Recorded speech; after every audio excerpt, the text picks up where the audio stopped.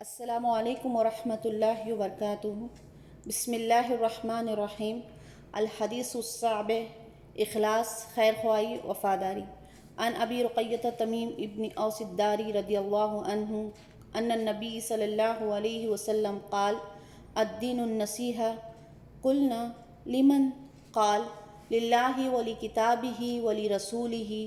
وائمۃ المسلمین وعامتہم۔ رواہ المسلم۔ ترجمہ: ابو رقیہ سیدنا تمیم بن اوس داری رضی اللہ عنہ سے روایت ہے کہ نبی اکرم صلی اللہ علیہ وسلم نے فرمایا، دین خیر خواہی کا نام ہے۔ ہم صحابہ نے کہا، خیر خواہی کس کے لیے ہو؟ آپ نے فرمایا، اللہ تعالیٰ کے لیے، اس کی کتاب کے لیے، اس کے رسول کے لیے، مسلمان کے حکمرانوں اور عوام کے لیے۔ عزیز سامعات، ابھی جو حدیث نمبر 7 میں نے آپ کے سامنے ماں ترجمے کے ساتھ بیان کی ہے، اس حدیث کے راوی تمیم بن اوس داری جو کہ مشہور ہیں مسلم کی ایک حدیث میں، جہاں ان کا ذکر ہے کہ انہوں نے دجال کو دیکھا ہے۔ یہاں پر آپ فرما رہے ہیں کہ نبی کریم صلی اللہ علیہ وسلم نے دین کو نصیحت کہا، تو صحابہ نے پوچھا نصیحت کس کے لیے ہو؟ تو آپ نے اس کے درجے بتائے کہ اللہ رب العالمین کے لیے، اس کے بعد پھر ان کی کتاب، رسول اور مسلمان کے حکمران عوام کے لیے۔ سب سے پہلے ہم آئیے دیکھتے ہیں کہ الدین النصیحہ یعنی نصیحت سے مراد کیا ہے۔ نصیحت سے مراد یعنی خیر خواہی، ہمدردی، حق ادا کرنا، اخلاص، اس سارے معنوں میں نصیحت استعمال ہوتی ہے۔ یعنی دین جو ہے، اصل چیز، دین کا اصل جز،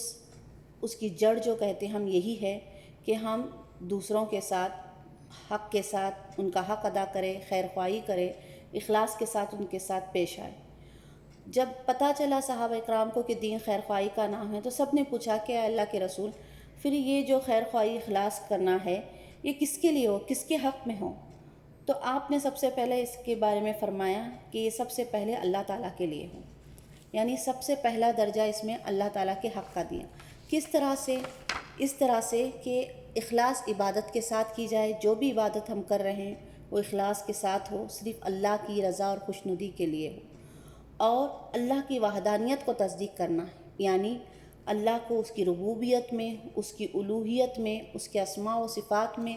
ایکتا ماننا، ایک جاننا،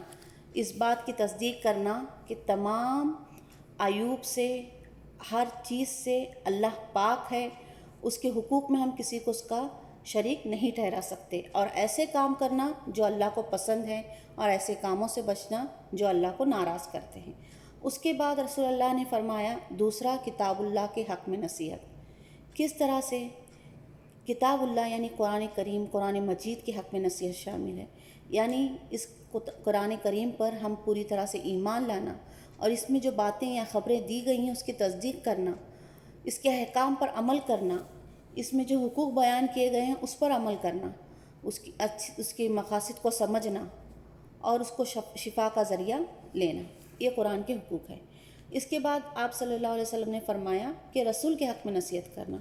رسول کے حق میں نصیحت یعنی آپ کی رسالت پر ایمان لانا، تمام انبیاء، آدم علیہ السلام سے لے کر تمام انبیاء آپ صلی اللہ علیہ وسلم تک جو بھی آئے ان پر ایمان لانا، لیکن عمل آخری نبی خاتم الانبیاء محمد صلی اللہ علیہ وسلم پر کریں گے، ان کی شریعت کو ہم اپنائیں گے، لیکن ہمارا ایمان تمام رسولوں پر ہوگا۔ کیوں؟ کیونکہ آپ سب اللہ کی جانب سے تھے، تو رسول کے حق پر یعنی ان کی رسالت پر ایمان لانا، ان سے محبت رکھنا بڑھ کر۔ ایک حدیث کا مفہوم ہے کہ آپ صلی اللہ علیہ وسلم سے فرماتے ہیں کہ اللہ کے بعد آپ صلی اللہ علیہ وسلم کی محبت ہر انسان کے دل میں ہونا چاہیے، اپنے ماں باپ سے بھی زیادہ۔ جب اللہ کی محبت آ جاتی ہے تو پھر اس کے بعد محمد صلی اللہ علیہ وسلم کی محبت ہوگی، پھر ماں باپ کی محبت ہوگی، یعنی اتنی محبت رکھنا اور آپ کی تعظیم کرنا۔ اور یہ ہم کس وقت کر سکتے ہیں؟ جب آپ کی سنت اور احکامات کو اپنی زندگی میں لائیں گے، اس پر عمل پیرا ہوں گے، اس کو اپنی زندگی میں ڈھالیں گے۔ کیونکہ دیکھیے، ہم جس چیز سے محبت کرتے ہیں اس چیز کو خوش کرنے کے لیے ہم ان کی ہر چیز کو اپنانے کے لیے تیار ہوتے ہیں۔ تو یہاں پر بھی ہمارا تقاضا یہی ہونا چاہیے، جب ہم ظاہر کر رہے ہیں کہ اللہ کی محبت ہمارے دل میں اول نمبر پر ہے، پھر آپ صلی اللہ علیہ وسلم کی محبت ہمارے دل میں ہے، تو ہم ان دونوں کی ہی خوشنودی کے لیے ان دونوں کے آپ سے بتائے ہوئے راستے پر، سیدھے راستے پر چلیں گے، ان کے احکام پر جو اللہ کے رسول نے سنتیں بتائی ہیں ان پر عمل کریں گے، اللہ تعالیٰ نے جو حکم دیا ہے اس کو اپنائیں گے، اسی طرح سے ہم ان کے محبت کا حق ادا کر سکیں گے نا۔ پھر چوتھی چیز جو نصیحت کی بتایا کہ ائمہ المسلمین کے حق میں، یعنی حکمران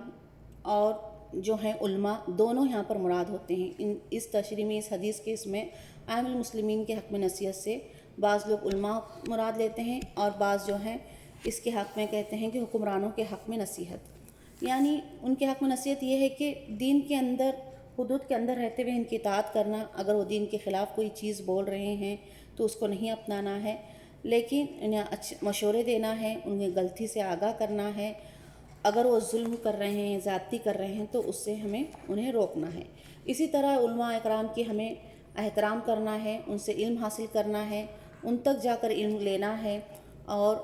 ان کے حق میں یہ نہیں کہ ان کی تعظیم نہ کریں بلکہ ان کو بے عزت کرے، ان کو غلط ثابت کرے یا ان کو بدنام کرے یا ان پر اعتراضات کرے، اس طرح سے نہیں کرنا ہے۔ دونوں کے معاملوں میں جہاں بھی اگر حکمران بھی غلط ہے تو اس وقت بھی ہمیں ان کے حق میں دعا کرنا ہے اور ان کو ان کی غلطی سے آگاہ کرنا ہے۔ آخری جو اللہ کے رسول صلی اللہ علیہ وسلم نے بتایا کہ عامۃ المسلمین یعنی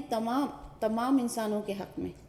تمام انسانوں کے حق میں ہمیں یعنی ہمدردی سے پیش کرنا، ہمدردی سے سلوک کرنا چاہیے، حسن سلوک سے پیش آنا چاہیے، ہر ایک کو ہم فائدہ پہنچانے کی کوشش کرنا چاہیے، کسی کو ہمارے ذات سے کوئی تکلیف نہ ہو، بڑوں کا احترام کرنا، چھوٹوں سے محبت سے پیش آنا، شفقت سے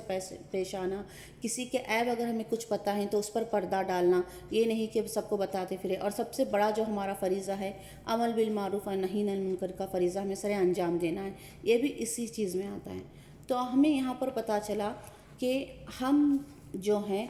اس میں اللہ کے رسول نے دین کو خیر خواہی کا نام دے کر ہمیں بتا دیا ہے کہ خیر خواہی کیا ہے اور کس طرح سے ہمیں کرنا ہے۔ آپ صلی اللہ علیہ وسلم نے بتا دیا ہے کہ ہمیں اللہ کا حق ادا کرنا ہے، اس کی کتاب کا حق، اس کے رسول کا حق، مسلمانوں کے حکمرانوں کا اور عوام کا حق، اور یہ بھی بتا دیا کہ کیا کیا چیزیں ہیں، کن کن چیزوں سے ہم ان کا حق ادا کر سکتے ہیں۔ تو ہمیں اس حدیث سے پتہ چلا کہ دین نصیحت کا حصہ ہے، نصیحت کرتے وقت ہمیں جو ہے حکمت سے کام لینا چاہیے، علماء اکرام اور حکمرانوں کا احترام ہم پر واجب ہو جاتا ہے، دین عبادت کے معاملے پر مبنی ہے، لیکن ہم اطاعت حکمرانوں کی صرف جب اللہ اور اس کے رسول کے مطابق ہی ہوگی تو اسی وقت کریں گے، اگر شریعت کے خلاف ہو تو اس وقت ہم اطاعت نہیں کریں گے، اور ہر ایک کو اس کے مناسب مقام پر ہمیں رکھنا ہے، ہر ایک کی عزت کرنا ہے، کسی کو اپنی ذات سے تکلیف نہیں پہنچانا ہے۔ تو اللہ تعالیٰ سے دعا ہے کہ اللہ تعالیٰ ہم تمام کو اس حدیث پر عمل کرنے والا بنائے، کہنے سننے سے زیادہ اس پر عمل کرنے کی توفیق عطا فرمائے، اور ہمیں یہ توفیق عطا کرے اللہ کہ ہم اللہ کے رسول نے جو حقوق بتائے ہیں اس میں ہم ان تمام کا حق صحیح طریقے سے ادا کر سکیں۔ وآخر دعوانا الحمدللہ رب العالمین، جزاک اللہ خیرا کثیرا۔